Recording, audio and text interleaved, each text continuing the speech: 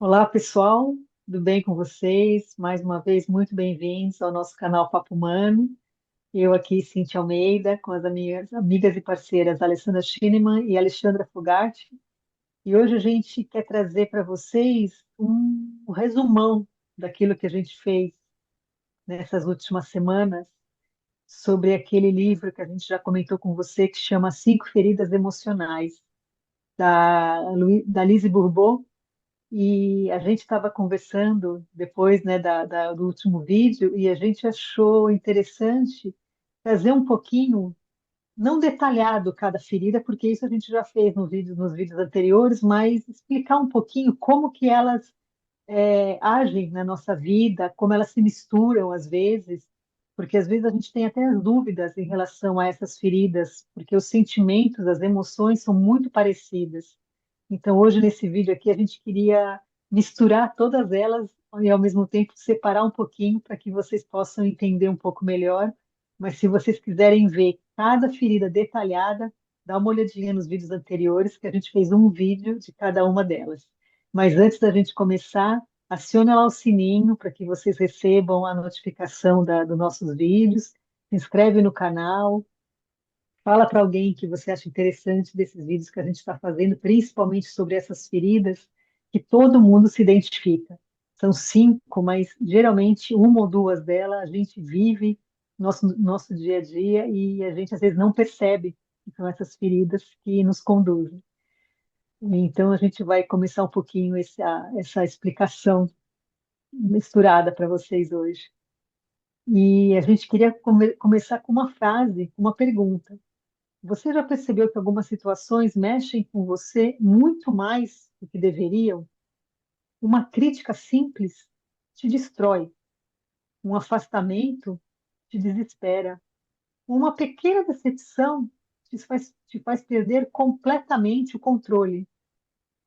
Isso não é sobre o presente, isso é uma ferida emocional que provavelmente começou lá atrás, na sua infância.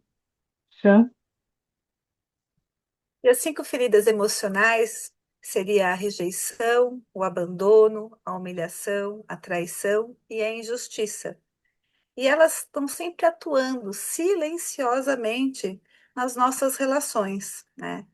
Você não reage ao que acontece, você reage àquilo que desperta dentro de você segundo a ferida que você carrega, ou as feridas que você carrega, né? Então, tem a ferida da rejeição, que seria a máscara do escapista. É aquele que se afasta. Registra isso, né? Está sempre se afastando.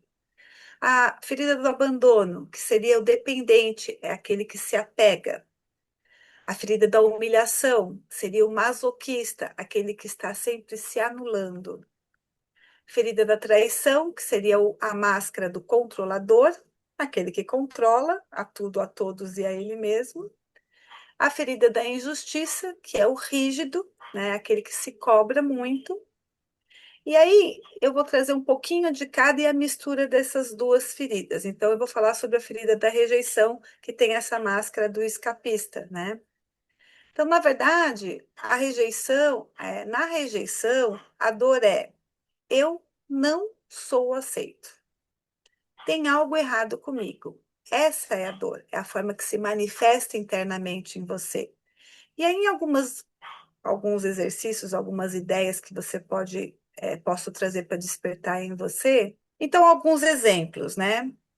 Você é convidado para um grupo, mas você acha que estão te incluindo só por educação. Ou alguém demora para responder e você pensa, acho que falei algo errado. Você sempre evita se expor, mesmo tendo algo importante a dizer. E você se afasta quando começa a gostar de alguém. Então, você se rejeita antes que o outro faça isso, né? Essa é a dor da rejeição. Para quem tem a dor do abandono, que seria a máscara do dependente, a dor é: eu vou ficar sozinho, então eu preciso do outro. E na prática, né, no exercício da prática, seria assim: ansiedade quando alguém demora a responder. Então, parece que vai, né? vai ficar sozinho, que o outro não vai falar nada e você precisa desesperadoramente daquela resposta, vão gerando outras emoções em você. Eu preciso de validação constante, quem tem a dor do abandono. Aceita menos do que merece, para não perder alguém. Então, está sempre se diminuindo, sempre se encaixando, sempre se moldando, né, para ter esse outro, para não ficar sozinho. E sente também um vazio quando está só. Parece que estar só nunca é o suficiente, porque estou sempre precisando do outro. Então, na dor do abandono, nessa ferida, você se apega com medo de perder.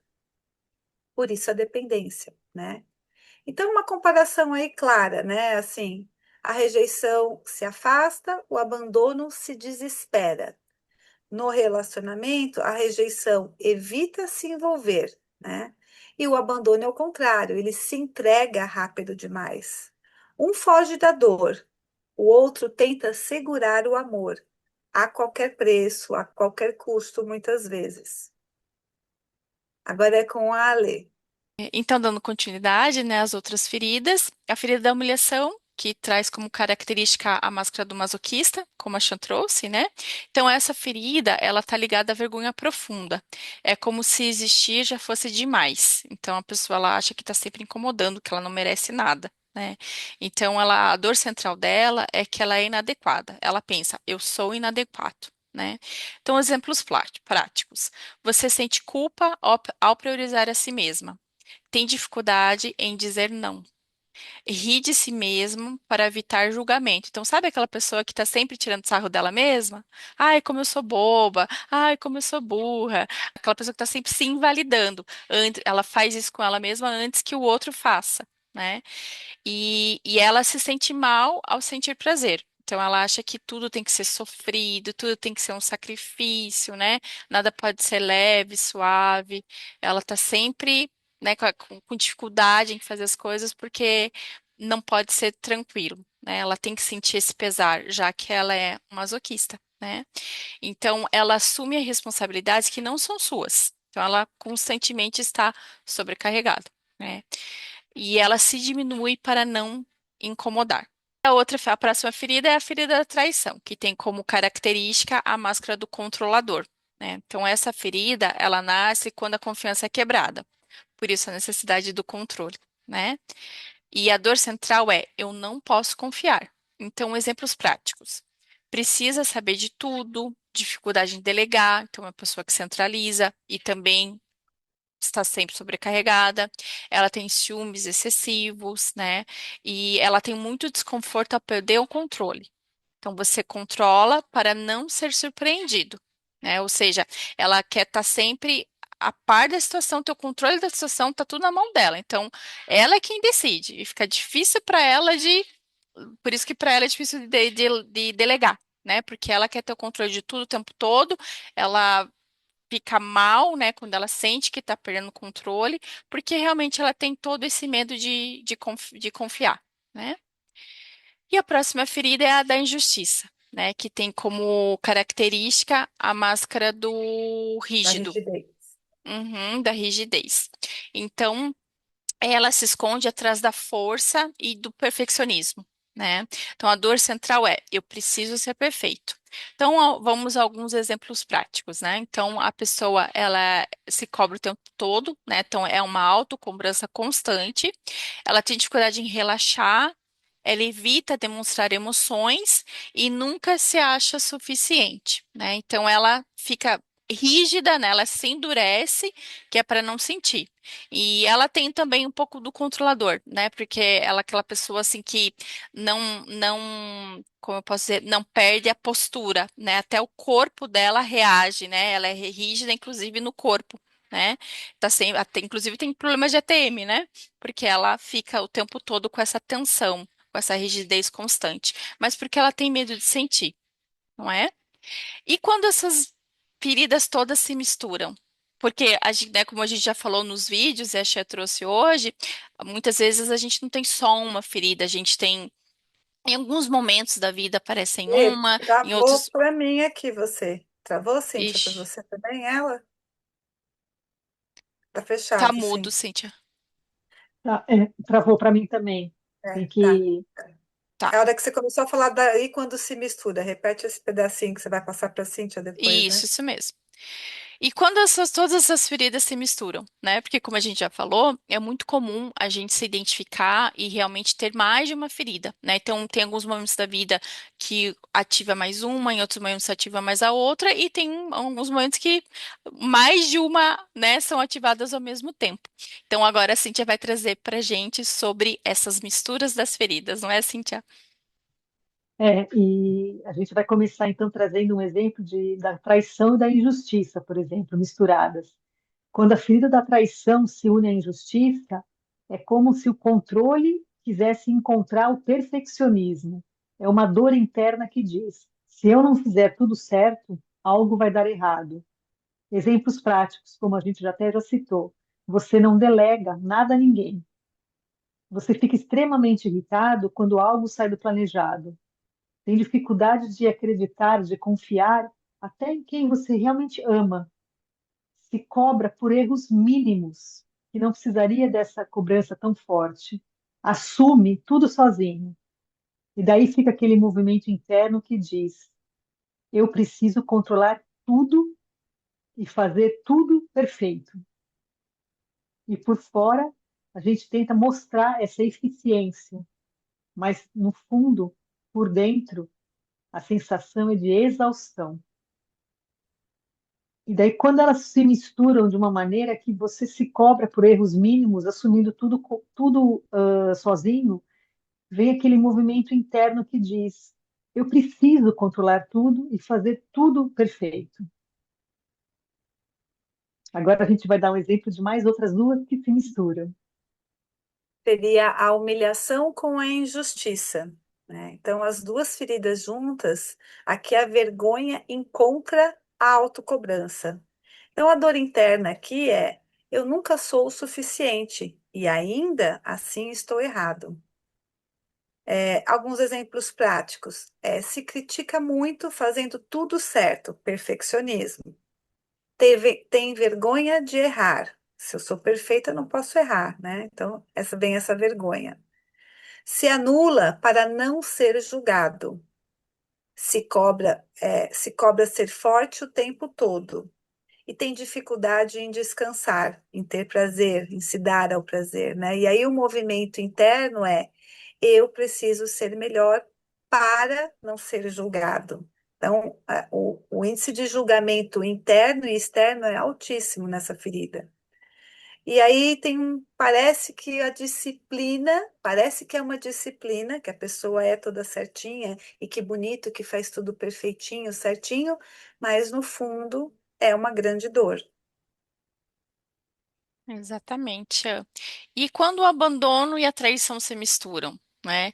É um dos conflitos mais intensos, porque você quer amar, né? Todos temos necessidades de ser amado e amar, mas a gente tem medo de confiar, né? A pessoa com essa dor, ela tem medo de confiar. Então, a dor interna é: eu preciso de você, mas posso ser enganado. Então, exemplos práticos. Uma pessoa que precisa de atenção, mas ela desconfia o tempo todo. Ela tem ciúmes frequentes, ela testa o outro o tempo todo e ela fica oscilando entre o apego e o controle.